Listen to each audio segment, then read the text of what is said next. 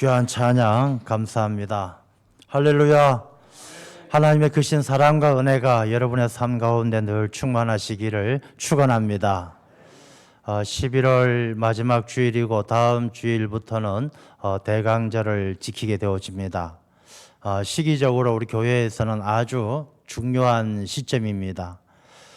우리가 날짜를 계산할 때에 양력도 있고 음력도 있습니다. 태양을 기준으로 해서 날짜를 세기도 하고 또 달을 기준으로 해서 날짜를 세기도 합니다.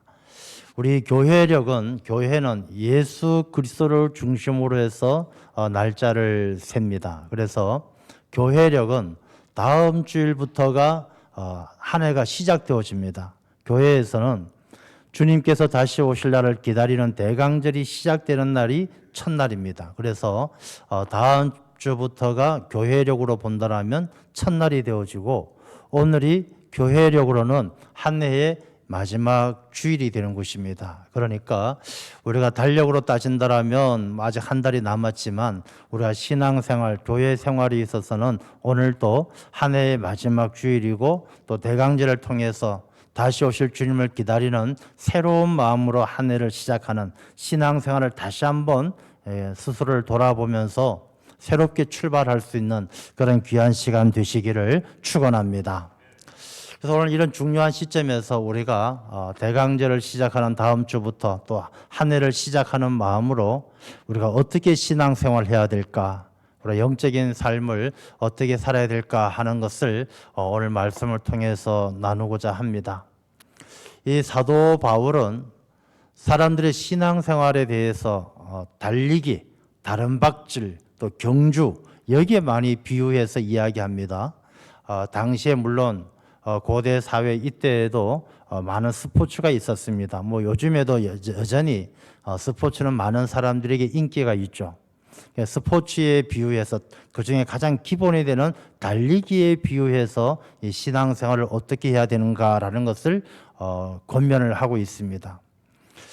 이 스포츠 운동은 참 많은 사람들에게 즐거움을 주고 재미가 있습니다. 왜냐하면 이 스포츠 속에는 우리 인생이 살아가는 모든 모습들이 그 안에 다 담겨져 있어요.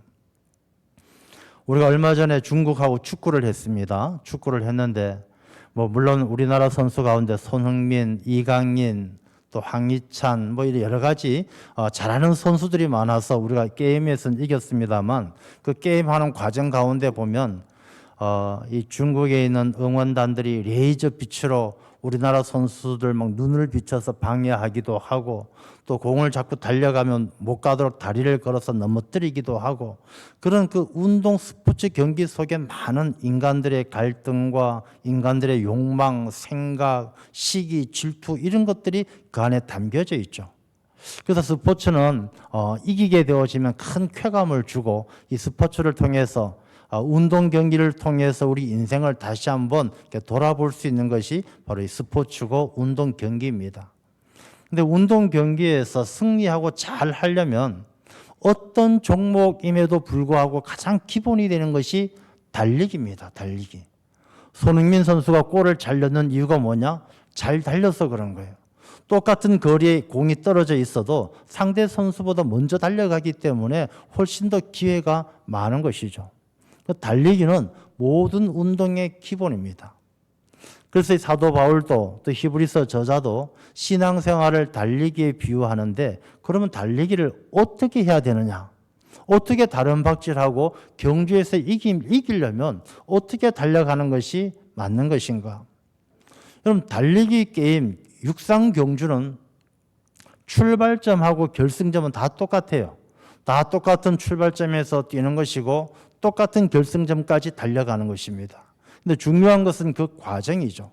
그 달리는 과정 가운데 달리다 보면은 요즘은 운동장이 다 깨끗하고 좋습니다만은 이 인생이라는 또 신앙이라는 달리기를 하다 보면 어떤 장애물도 만나게 되고 걸림돌도 만나게 되고 또 주변에서 유혹하는 것들도 있고 여러 가지 방해 요소가 많죠. 그런 방해 요소들에게 마음을 빼앗기지 않고 우리가 결승점까지 잘 달려가는 것이 그게 바로 달리기를 잘하는 것이죠. 그러면 세상에서 우리가 육상 경기를 하듯이 또 세상에서 인생이란 경주를 하듯이 달려가는 것하고 신앙의 경주, 믿음의 경주는 뭐가 다를까? 여러분, 세상에서 달리기는 인생이란 경주에서 보면 어떤 사람들이 승리하느냐 하면 빨리 달리는 사람, 빨리 성공하는 사람, 돈 많이 버는 사람, 뭐 공부 많이 하는 사람, 많이 가지고 빨리 가고 높아지면 성공하고 그 사람을 높게 승리자로 취급을 해줍니다. 그럼 과연 신앙의 경주, 믿음의 경주에서도 그렇게 인정해 주실까? 우리가 신앙생활 하면서도 내가 교회에 빨리 나왔으면 그 사람이 승리한 것일까? 신앙생활 하면서 교회 헌금을 적게 한 사람보다 헌금을 많이 한 사람이 승리한 것일까? 아니면 교회에서 봉사를 조금 하는 사람보다 봉사를 많이 하는 사람이 승리하는 것일까? 이 믿음의 경주에서는 어떻게 해야 이기는 것이고 하나님께서 승리자로 인정해 주실까? 한번 생각해 볼 문제이죠. 하나님 보시기에는 교회 일찍 나왔다고, 헌금 많이 했다고, 봉사 많이 했다고 기뻐하시진 않을 것 같습니다.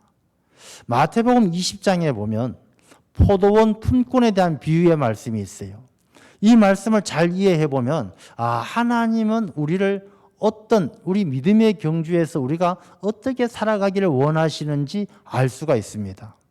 자, 주인이 있습니다. 이 포도원 품꾼의 비유는 천국에 관한 비유예요. 주인이 하나님이십니다. 자, 주인이 어느 날 아침에 포도원의 일꾼을 쓰기 위해서 시장에 가서 이제 일꾼들이 있는 곳에 갔습니다. 여러분들 아직 일자리를 못 얻으신 것 같은데 우리 집에 와서 일하세요. 내가 한 데나리온씩 일당을 쳐주겠습니다. 새벽에 가서 사람들 쭉 데리고 와서 일을 시킵니다. 그리고 아침 먹고 주인이 한 오전쯤에 나가 보니까 또 시장에 일을 안 하고 어슬렁어슬렁 하는 젊은이들이 있어요. 야, 당신들도 이리 오시오. 내가 한 데나리온씩, 1데나리온씩 일당을 쳐줄 테니까 포도원에 와서 일하십시오. 그리고 주인이 또 점심 먹고 오후쯤에 나가 보니까 또 여전히 노는 사람들이 있어요. 똑같이 한 데나리온씩 주기로 하고 그들을 일꾼으로 씁니다. 그리고 해가 지기 전에도 한 5시쯤 벌써 해가 질 시간이 얼마 남지 않았는데도 여전히 일하지 못하는 사람들이 있어요. 똑같이 한 데나리온씩 주기라고 데리고 와서 일을 시켰습니다. 자, 이제 일을 다 마치고 날이 저물었어요. 주인이 이들에게 품삯을 주는데 일을 마치기 1시간 전에 와서 1시간밖에 일 안 한 사람에게 한 데나리온을 줍니다. 점심때쯤 온 사람에게도 한 데나리온 일당을 똑같이 쳐줍니다. 이것을 본 새벽부터 와서 열심히 일한 품꾼은 기대합니다. 야, 저 사람들은 1시간밖에 일하지 않았는데도 한 데나리온씩 줬으면은 새벽부터 일한 나한테는 한 세 데나리온, 최소한 2데나리온은 주지 않을까 그렇게 기대합니다. 근데 주인은 똑같이 한 데나리온을 줍니다. 이 새벽부터 와서 일하는 이 일꾼은 화가 나서 주인에게 따집니다. 어떻게 이럴 수 있습니까? 사람이 공정해야지. 1시간 일한 사람하고 하루 종일 일한 사람하고 어떻게 똑같습니까? 주인이 이야기하죠. 너 무슨 소리냐? 너 왜 나한테 화내냐? 내가 너하고 한 약속을 어겼느냐? 너 새벽에 내가 데리고 올 때 한 데나리온 주기로 일하기로 하고 한 데나리온 주기로 했으면 한 데나리온 줬으면 됐지. 왜 그걸 가지고 내가 약속을 지켰는데 왜 나한테 화를 내느냐? 내가 너한테 한 데나리온 주는 것과 1시간 일한 사람에게 한 데나리온 주는 것은 나의 뜻이다. 내 마음이다. 그리고 내가 선함으로 내가 약속을 잘 지켰으므로 너는 나를 악하게 보느냐? 이렇게 책망하는 내용입니다. 여러분 잘 생각해 보십시오. 하나님께서 우리를 보실 때에는요.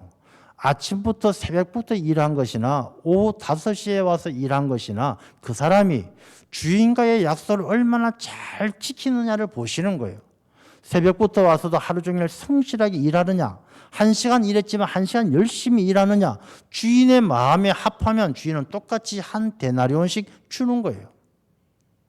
여러분, 우리가 천국 가는 사람은 모태신앙이고 4대째, 5대째 믿어야 천국 가는 것이 아니라 내가 믿은 시간이 얼마 안 되지만, 믿은 지가 한 5년밖에 안 되지만, 1년밖에 안 되지만 그 시간을 하나님 잘 믿고 하나님 마음에 합하게 하나님의 말씀에 순종해서 산다라면 하나님은 똑같은 은혜를 주시고 똑같이 천국의 문을 열어주신다는 것입니다.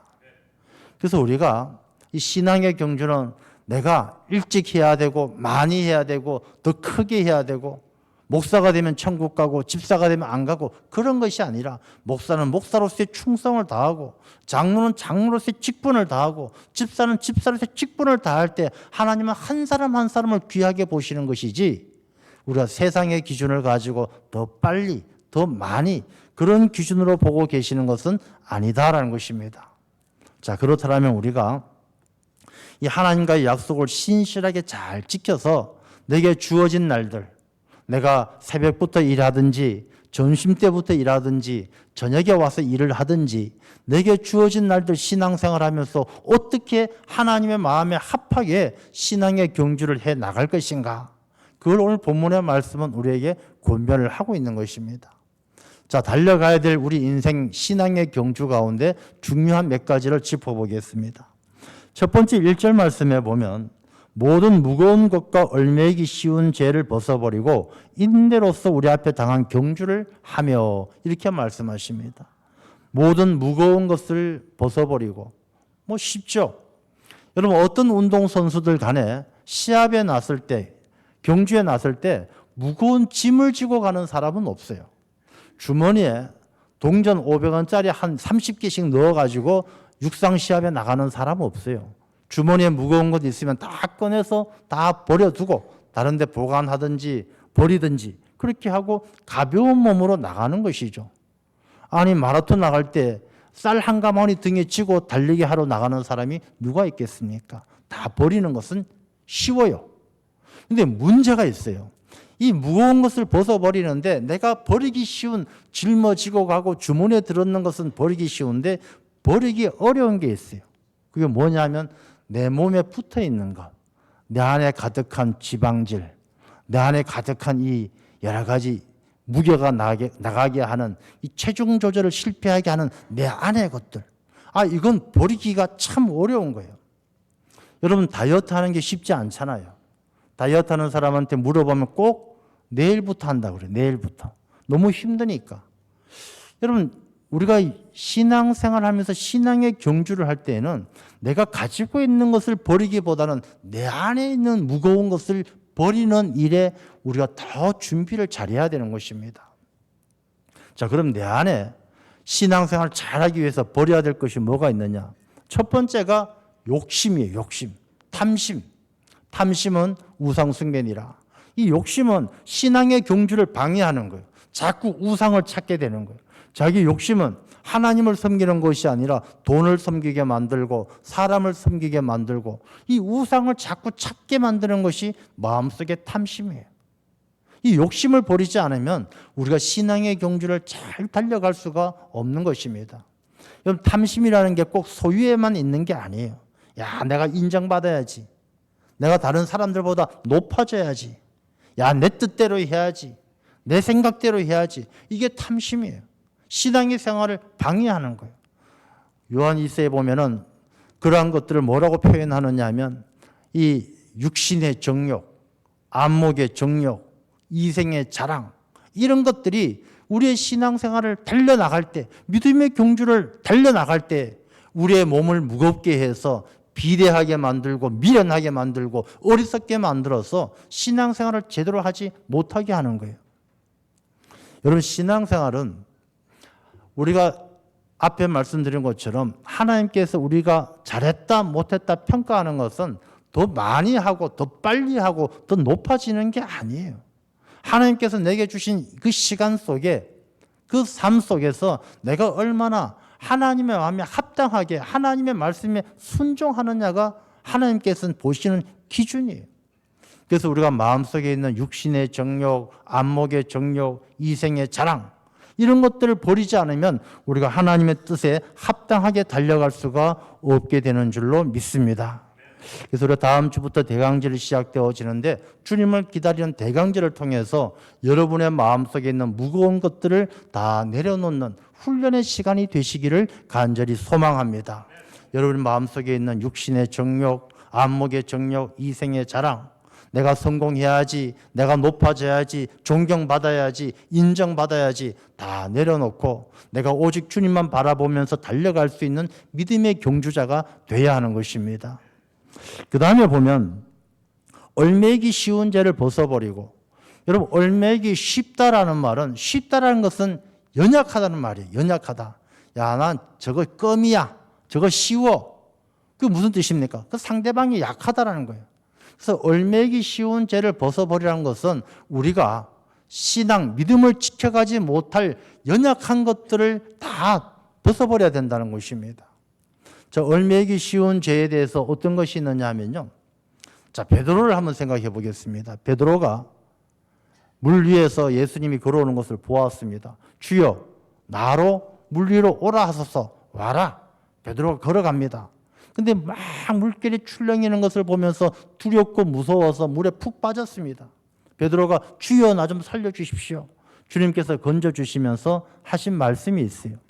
주님께서 뭐라고 말씀하셨느냐 하면 믿음이 작은 자여 왜 의심하였느냐 이렇게 말하십니다. 여러분, 우리 믿음의 경주를 달려가는데 우리가 얼매기 쉬운 죄, 바닷물에 빠지기 쉬운 죄 중에 하나가 뭐냐 하면 의심이에요. 의심. 사람의 의심은요, 아주 작지만 이 의심이 일어나기 시작하면 의심에서 피어나는 그 구름이, 그 의심의 뭉게구름이 사람의 삶을요 아주 망가뜨리는 거예요. 여러분, 많은 가정 불화라든지 별의별 사건들 그 중심을 보면요, 조그만 의심에서부터 시작되는 일들이 얼마나 많습니까? 이 의심은 그 사람의 삶을 죄 가운데 얽매이게 만드는 거예요. 두려워하게 만들고 불안하게 만들고. 얽매이기 쉬운 죄가 의심뿐이겠습니까? 게으름도 있어요. 게으름. 여러분, 게으름은 잠언서에 보면 게으름은 죄라고 그랬어요. 야, 교회 오늘 하루 빠져야지. 열심히 믿음 생활 하다가도 이 게으름이, 야, 내가 10번 나갔으니까 한 번 쉬어야지.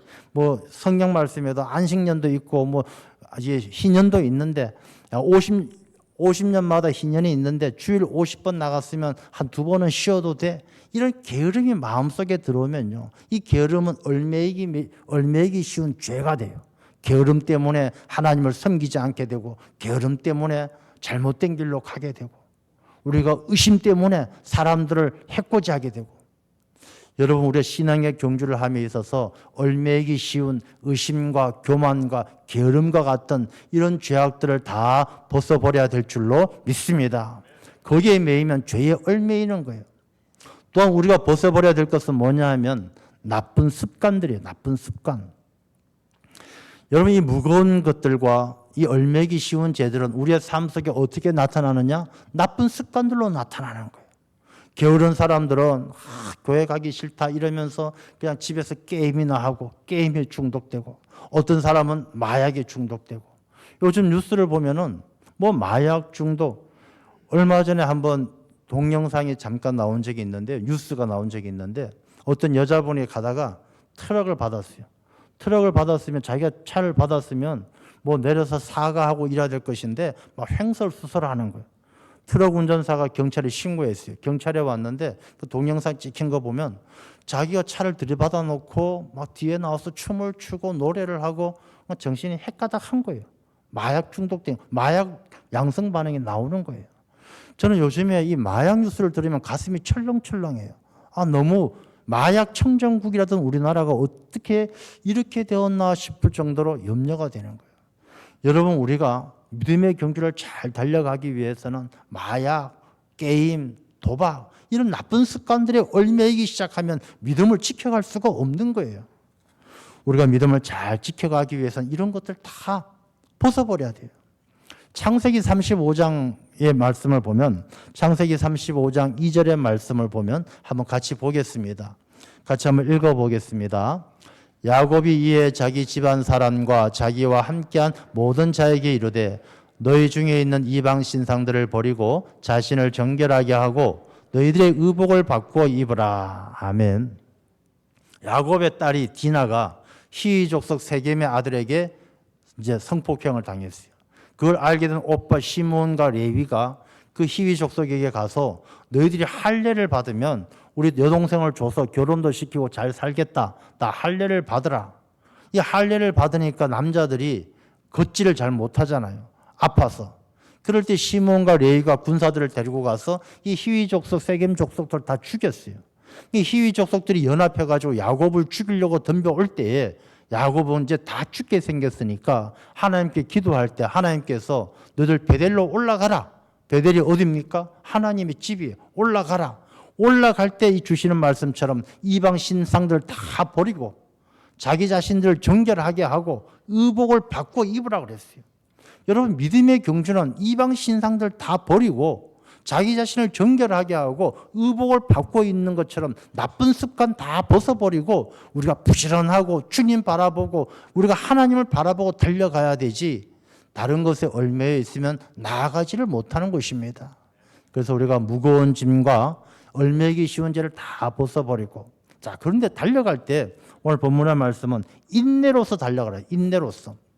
여러분 인내는 한마디로 자기 자신과의 싸움이에요. 포기하고 싶은데 포기하지 못하도록 싸우는 게 자기 자신과의 싸움이에요. 신앙생활 할 때 야 날씨가 너무 추워요.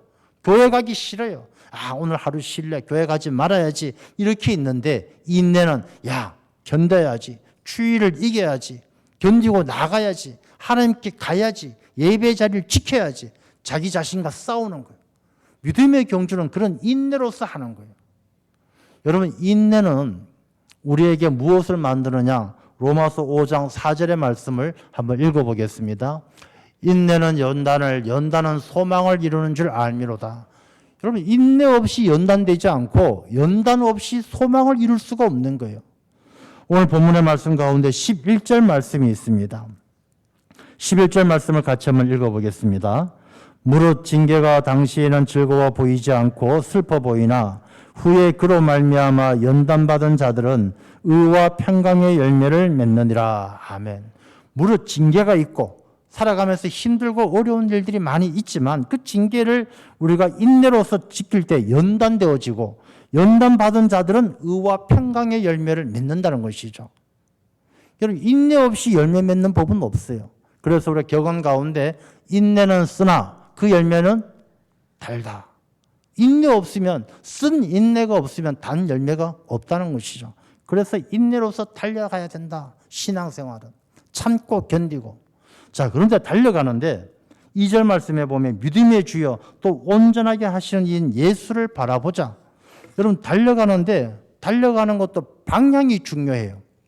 엉뚱한 길로 달려가면 안 되죠. 이 믿음의 경주는 예수님을 바라보고 예수님을 향해서 달려가는 거예요. 자 그럼 여기에서 바라보자는 의미의 뜻이 뭐냐 하면 이 온전케 하신 이인 예수를 바라보자 할 때 바라본다는 것은 눈에 우연하게 들어오는 것을 바라보는 게 아니에요. 바라본다는 것은 내가 다른 데 시선을 빼앗기지 않고 거기에 집중해서 보는 것이 바라보는 거예요. 사랑하는 사람을 바라본다라는 게 우연히 보는 것이 아니라 다른 데 시선 안 두고 거기에만 시선을 두고 마음을 두고 관심을 두고 보는 것이 바라보는 거예요. 그러니까 예수님을 바라볼 때 그렇게 바라봐야 한다는 것입니다. 그렇게 바라보면은 어떤 일이 일어나느냐 하면 이 사람의 뇌에는요 거울신경 효과라는 게 있어요. 거울신경. 거울신경 효과가 뭐냐 하면 이 사람의 이 뇌와 이 생체는 자기가 관심을 갖고 바라보는 것을 따라하고자 하는 마음이 생기는 거예요. 여러분 젊은 청소년들이 뭐 가수들 뭐 BTS가 입고 온 뭐 신고 온 신발 그럼 그 신발이 다음날 다 매진돼 버리잖아요. 그 신발을 딱 눈에 보고 관심을 갖고 있는 사람을 보면은 야, 그 신발 신고 싶은 거예요. 따라하고 싶은 거예요. 그게 자연적으로 반응이 돼요. 옆에 사람이 하품하잖아요. 나도 하품이 나와요. 그게 하품하고 싶어 하는 게 아니라 이 신경 자체가 옆에 하는 사람 자기도 모르게 무의식 중에 따라하게 되는 것이죠. 사회적인 현상도 마찬가지입니다. 여러분 젊은 베르테르의 슬픔이라는 책이 있습니다. 괴테가 쓴 책인데 거기에 주인공이 베르테르입니다. 여주인공이 샤롯데죠.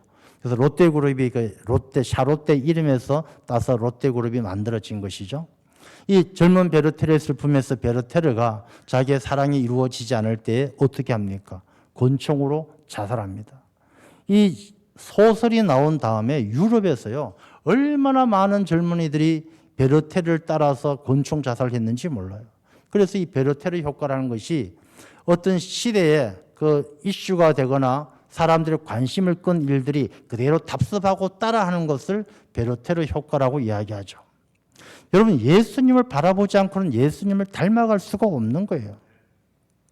이 말씀 가운데 보면 2절에 그는 그 앞에 있는 기쁨을 위하여 십자가를 참으사 부끄러움을 개의치 아니하시더니, 우리가 예수님을 바라봐야 부끄러움을 개의치 아니하고 우리가 십자가를 지고 믿음의 길로 달려갈 수 있는 거예요.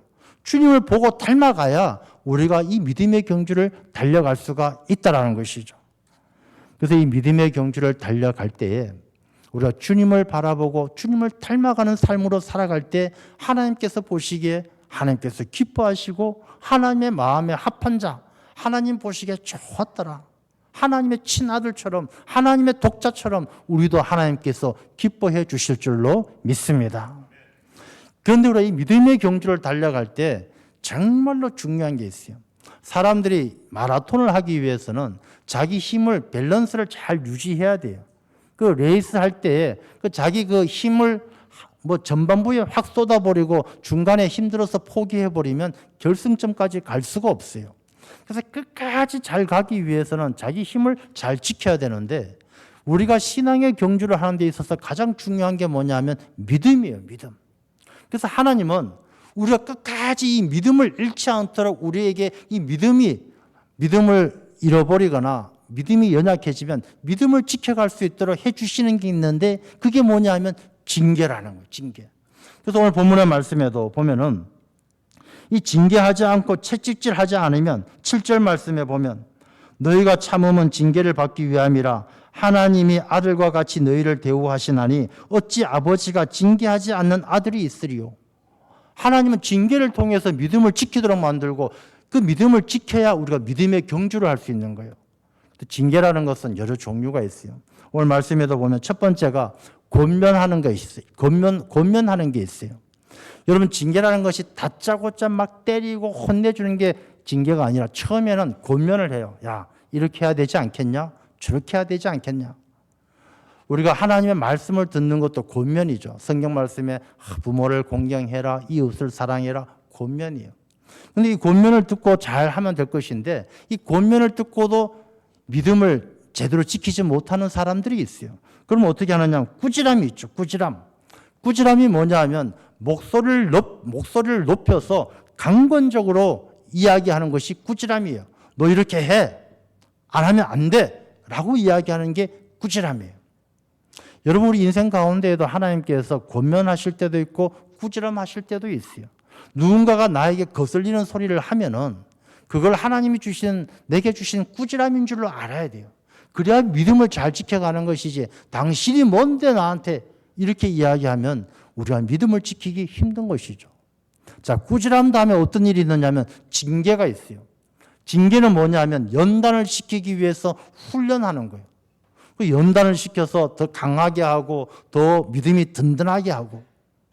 근데 이 훈련, 징계를 해도 안 듣는 사람에게 뭘 하느냐면 채찍질을 한다 그랬어요.